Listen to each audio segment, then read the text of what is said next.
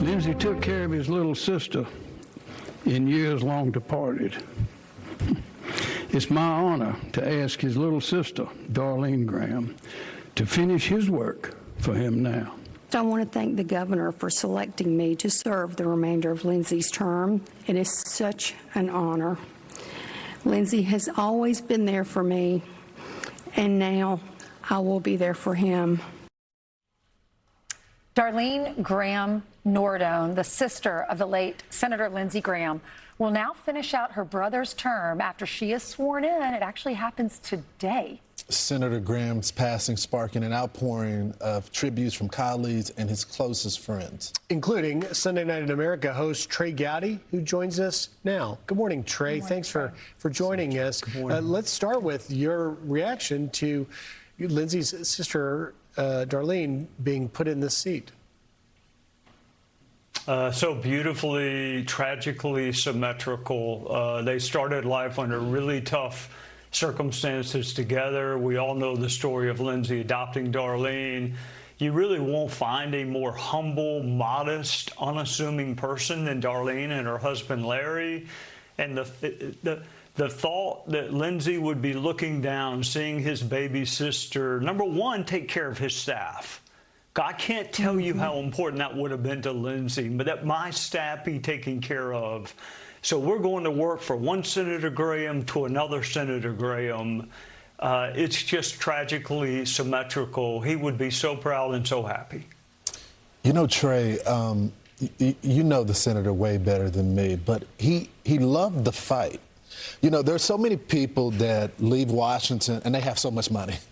Senator Graham served 4 terms, and he wasn't a rich man, but he enjoyed the nature of going back and forth for the cause.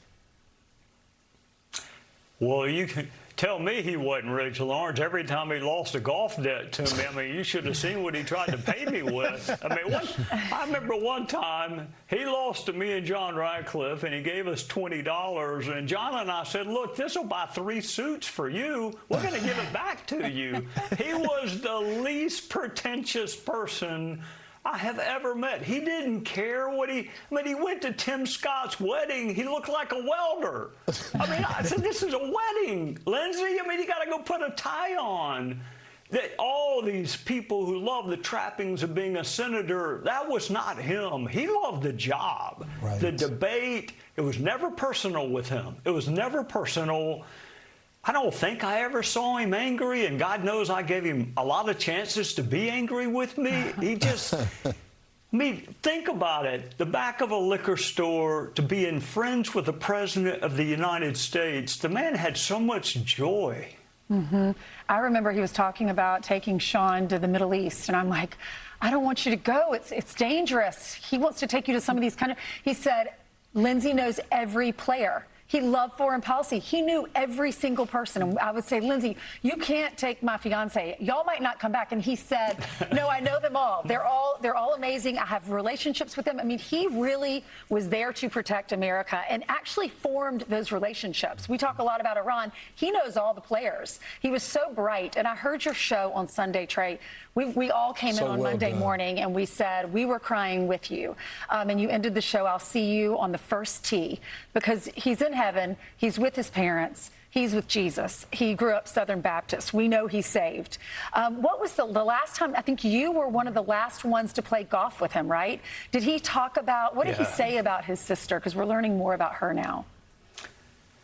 Well, it was actually pretty funny. We played with Larry, Darlene's husband, and Larry will be mad at me for saying this, but Larry's a pretty deliberate golfer, which is a nice way of saying he's slow. And it was 100 degrees, and I was in the car with Lindsey, and I said, Lindsey, is Darline hard to live with? And he said, why would you say that?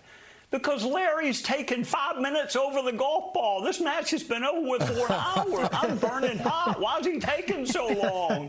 The only flash of indignation I've seen in Lindsey's eyes was when I said, is your little sister hard to live with? And then he got the joke that Larry was, look, Larry, we had such a good time.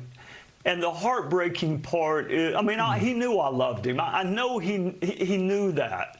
And my son was with us. I mean, he loved playing with my son, but we never know. Angelique Griff Lawrence, we never know. And if I had known, I would have hugged him more, and I would have said, I have loved being your friend for the last 30 years. I've loved it.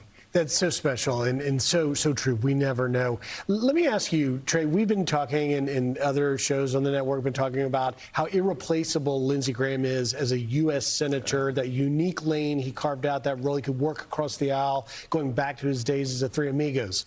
But you can speak, if you would, a little bit about the legacy he leaves in South Carolina and what he meant to South Carolinians. He was like Strom Thurmond. He was an institution. I mean, that's who he replaced. I mean, there was no one. Look, everyone knows our junior senator, now senior senator, is like a brother to me. But Lindsey was where everyone would go to if they needed a project done.